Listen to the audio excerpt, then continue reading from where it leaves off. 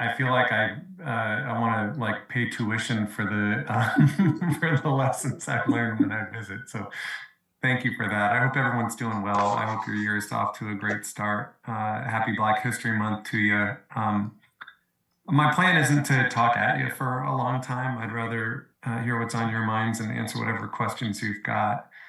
But I did want to just call out. I'll take a little bit of time and do a rearview mirror and talk about what's happened, and then a bit of time to talk about the windshield and what's about to happen.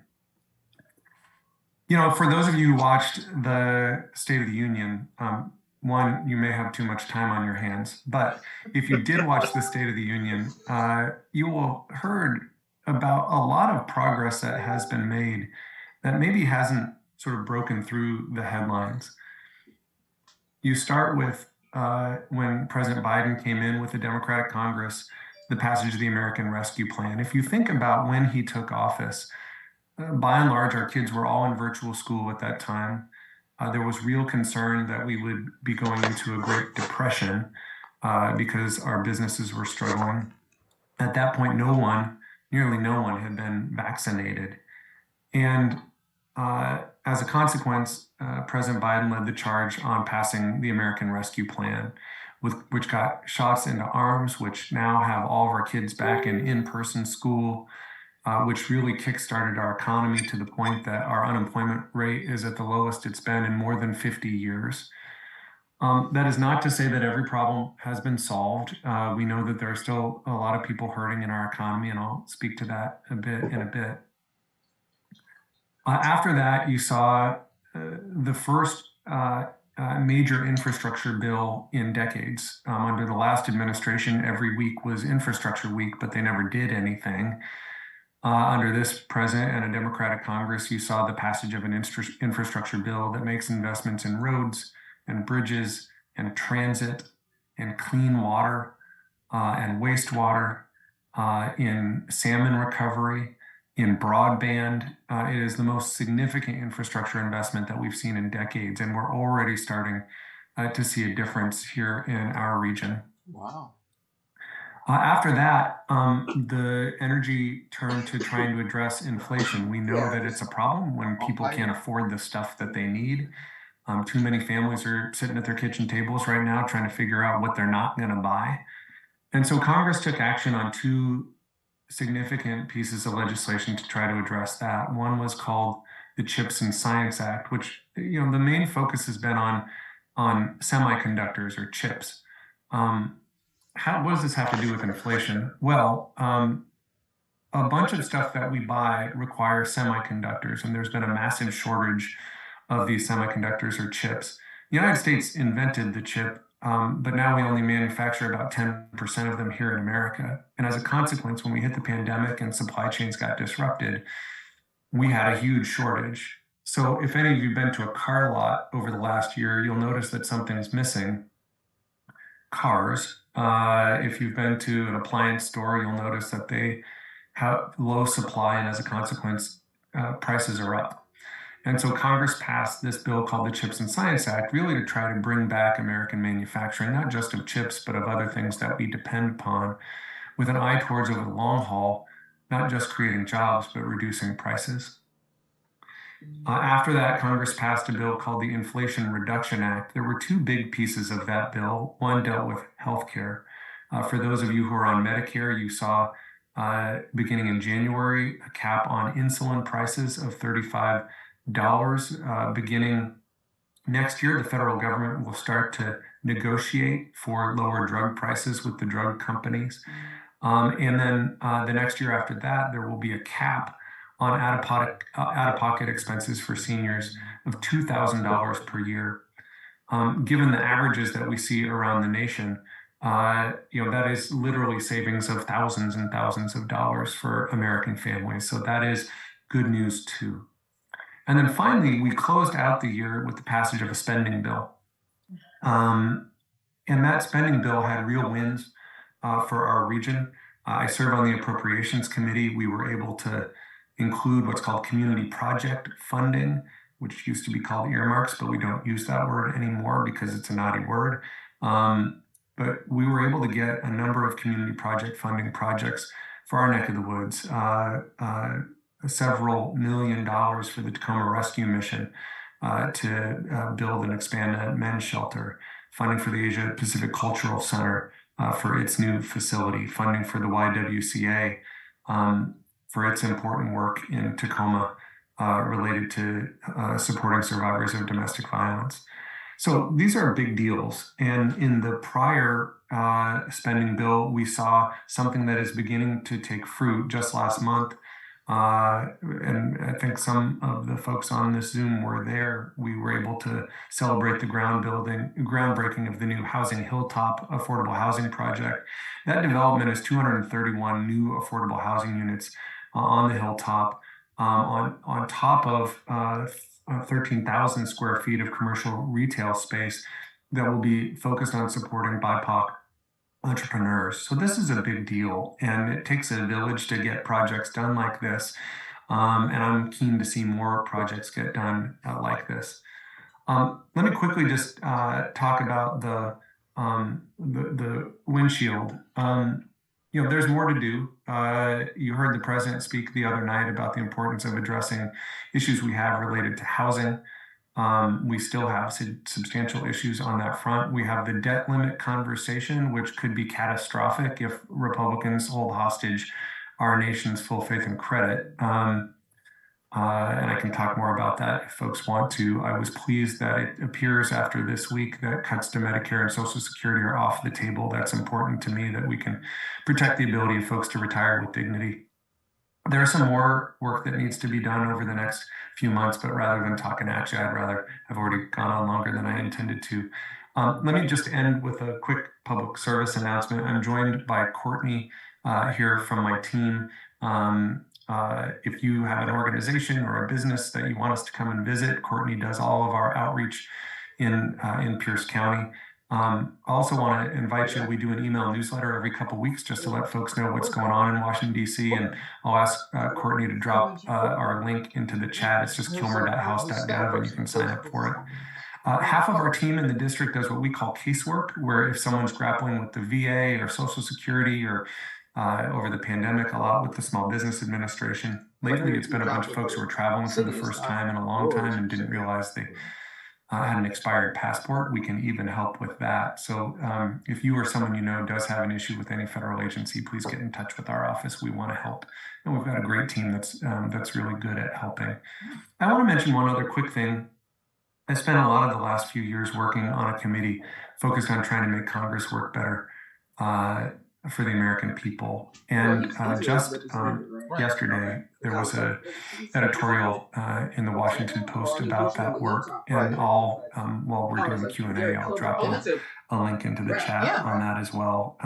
Folks may be interested in hearing more about that work. It's been interesting and hard, particularly in the midst of the divisions that happen in our country following January 6th. Of 2021, but I think you might find some of that interesting, so I'll drop that into the chat. And with that, I'm going to stop yammering, and I want to hear what's on your minds and answer whatever questions you've got.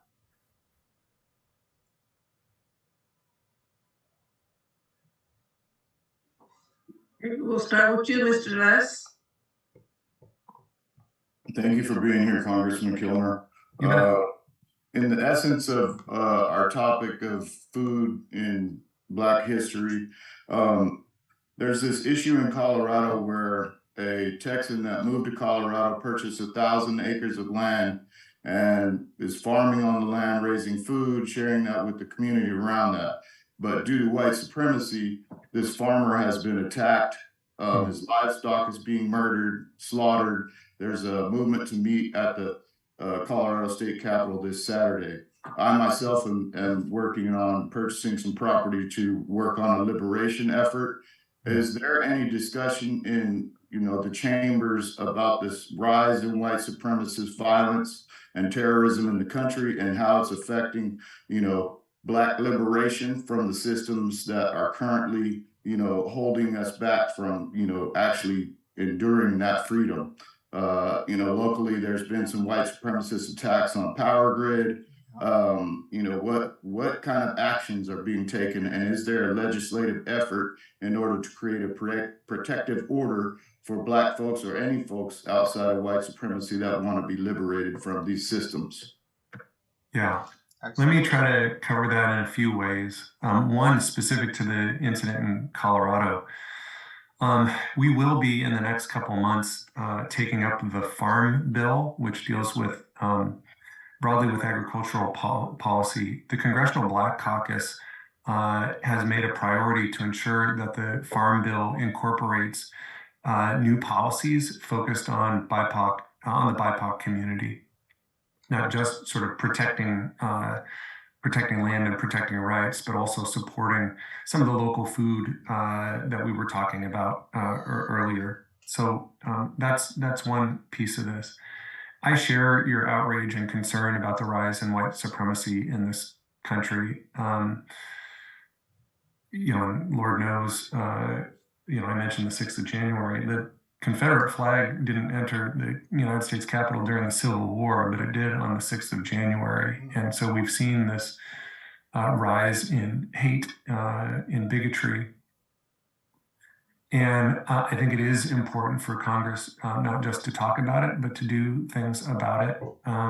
Part of the effort that you're also going to see undertaken, I wish I could tell you that I had confidence that it would make it across the finish line, but it's specific to issues related to policing. You saw the House pass last year, the George Floyd Justice and Policing Act, that unfortunately died in the Senate. Those talks have been reignited, particularly following the events of recent weeks. The Congressional Black Caucus has focused on ensuring accountability, transparency, and standards as the key components of any policing reform bill.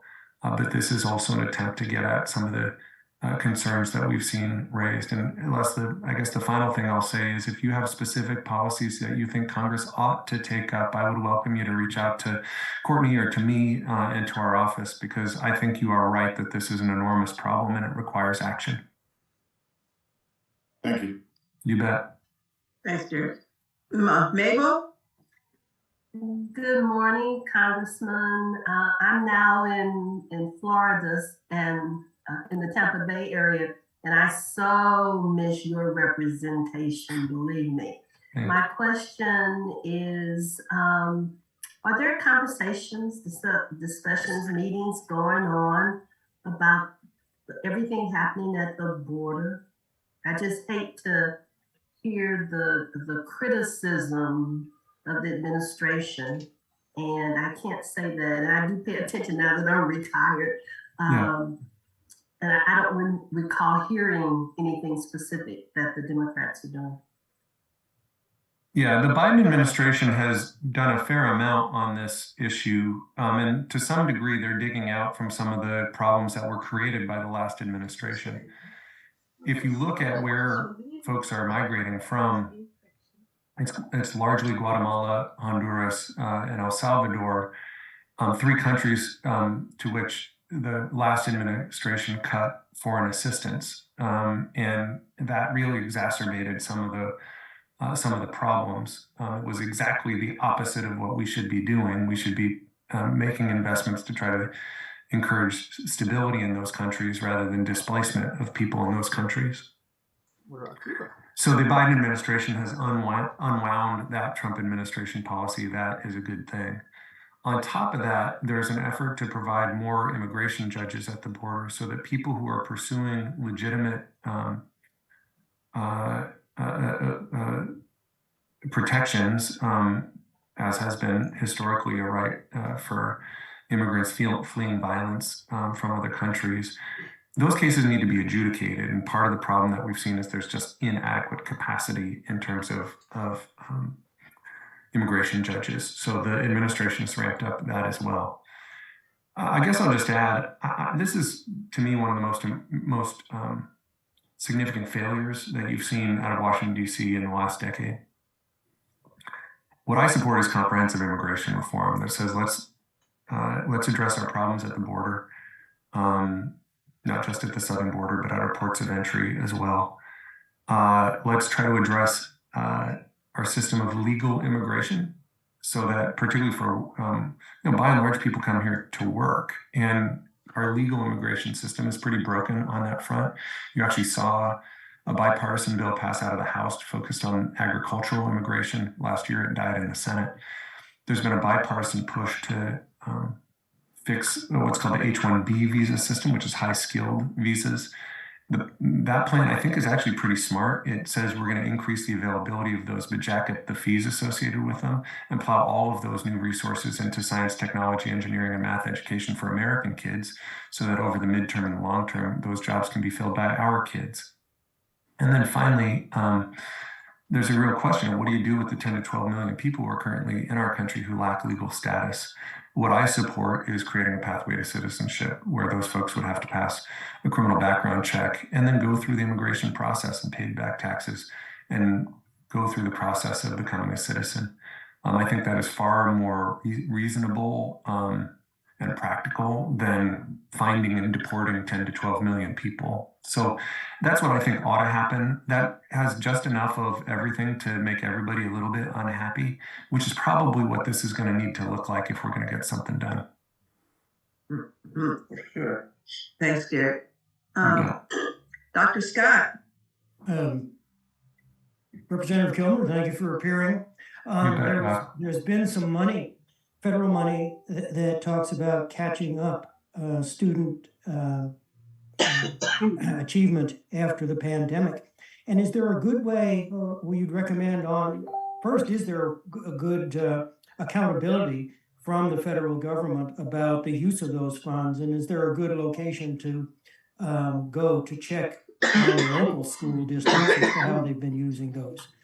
Yeah, thanks for the question. And there are real concerns about the impact that this pandemic had on student performance.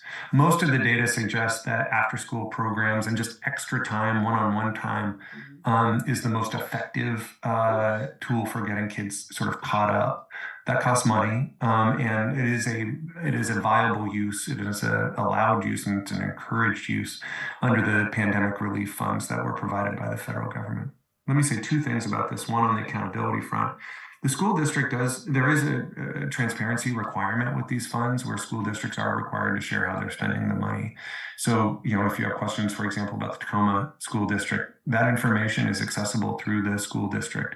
OSPI, our state office of the superintendent of public instruction, is aggregating that information as well. I don't know the exact site to go to, but I know that they are collecting it. And the final thing I want to say on this front is, there is a risk. You heard some of the gamesmanship, brinkmanship being played by my colleagues across the aisle with regard to the debt limit. One of the things that they are threatening is to claw back unspent COVID relief dollars. One of the most significant chunks of COVID relief dollars are those that are sitting in school districts. Why have those dollars not been spent? Well, when we passed that bill, the American Rescue Plan, there was an acknowledgement that catching kids up was not a 1 year or a 2 year exercise, that the school districts were going to have a long tail in terms of needing to invest those dollars in helping kids. If those dollars are clawed back, I think our school districts are really going to suffer and our kids are going to suffer. So we got to fight like heck against pulling those dollars back, particularly the dollars that have been allocated to school districts. I appreciate the question, Doctor. Thank you. Corbett.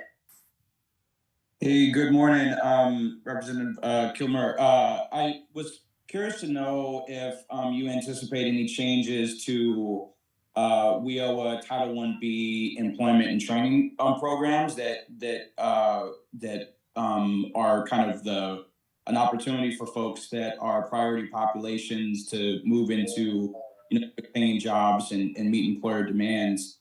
Some of the changes that I think could be helpful are some clarity around when someone is in a job training program that there seems to be a little bit of confusion for the state that when they're receiving those kinds of resources to help them through their job training program, that still impacting their public benefits, and it shouldn't. And so it seems like the SHS might be a little bit confused on the support service dollars and those kinds of things, but also the administrative burden and the paperwork and kind of processing people to get access to those employment training programs, I think is a challenge.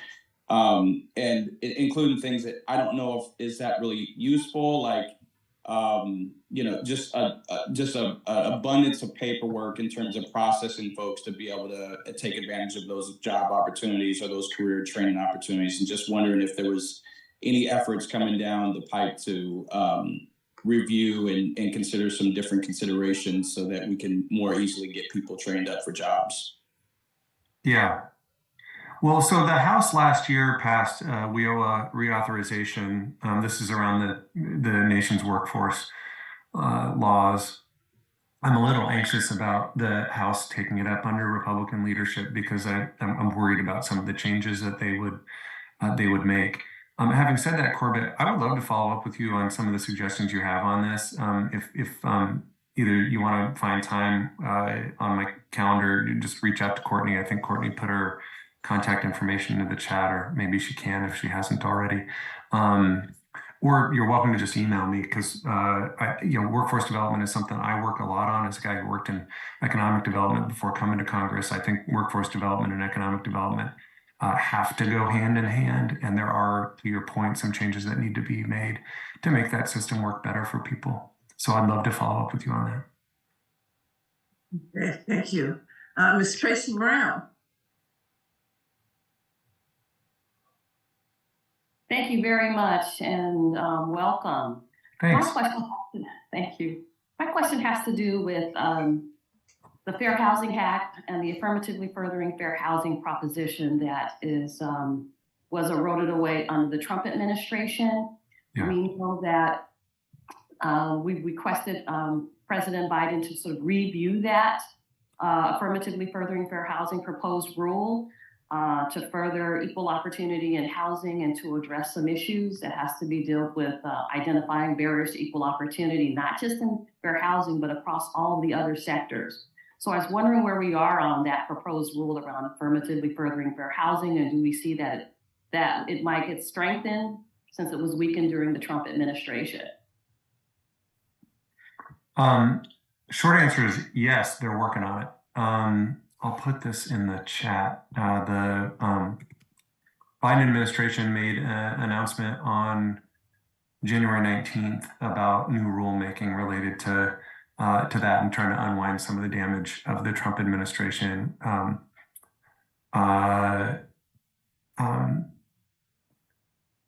So HUD is just put forward new proposed rules on that front, and it just has to work its way through the rulemaking process, but they're on it. So I'll drop it in the chat so you can read more about the latest and greatest. Because out of all of the Civil Rights Act is what's Tracy, yeah, we need to go ahead. Ella. Okay, Ms. Tracy Harrell. So Derek, first of all, thank you so much for showing up here. Whenever you show up, you bring a level of positive energy. There's always actions around what's going to happen, and there's clarity that you're going to follow up with people. So thank you. Just thank you for that. I'm going to be real frank.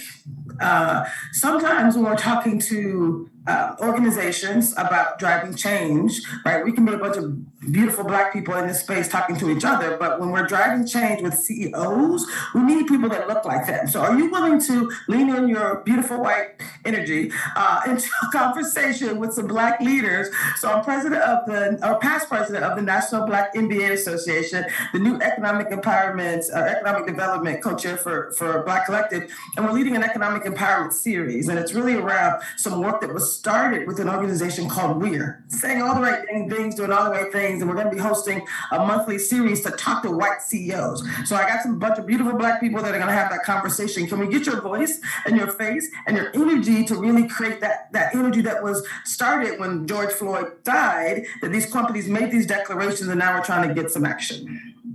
I'd love to follow up with you on it too. If I see that Courtney put her contact information in the chat, let's find some time. Perfect. Thanks. Awesome. Thank you. Ms. Shauna. Congressman Kilmer, you once said that you wanted to reduce the role of big money in politics, and you wanted to ban members of Congress from buying stocks, and you wanted to stop members from being paid if they didn't do their job and pass a budget. I just wanted to know, I know that you can't do everything, right? We always want to do more, but I just wanted to hear a little bit about how that is going and what you've been able to do in that space of ethics there. How are things going with that? Are you working on those things, or have you found it to be more of a challenge? I'm working on it. The House passed ethics reform laws that died in the Senate. The House passed campaign finance reform legislation that died in the Senate. You know, the challenge has been, particularly with the filibuster in the Senate, that you've got Republicans who like the status quo. I don't say that in a partisan way. It's just a statement of fact. I think Mitch McConnell in particular likes a system where big money calls the shots. And so we're going to keep pushing on that. The other big thing that, you know, in the realm of reform that I've been working on is this select committee on the modernization of Congress to try to make Congress work better. And I can't remember if I stuck the link in the, I just stuck, it shows up under either my name or Courtney's name, but I just stuck something in the chat. There was an article in the Washington Post about the work we're doing on that front. We were able to make over 200 recommendations to try to make Congress work better for the American people. About 45 have been fully implemented. Another 70 are in the process of getting implemented. So making Congress work better for you, making the government work better for you is a big priority for me. And appreciate all of your partnership on that front, because it's going to take a village. Derek, thank you very much for attending the Black Collective meeting today. We are always happy to see you. We hope that during the course of the year, we might be able to chat with you 1 or 2 more times before 2023 ends. I'd like to close by saying how appreciative I am of Courtney and her ability to manage through nuanced conversations, difficult conversations, and the communication that we had prior to your coming to the Black Collective this morning. Your field staff has performed admirably. You know that we appreciate you personally, and we appreciate the job that you're doing in Congress. And come back soon. You got it. Thank you. Thanks for letting me be with you too. Okay, easy, my friend. We've had an outstanding meeting this morning.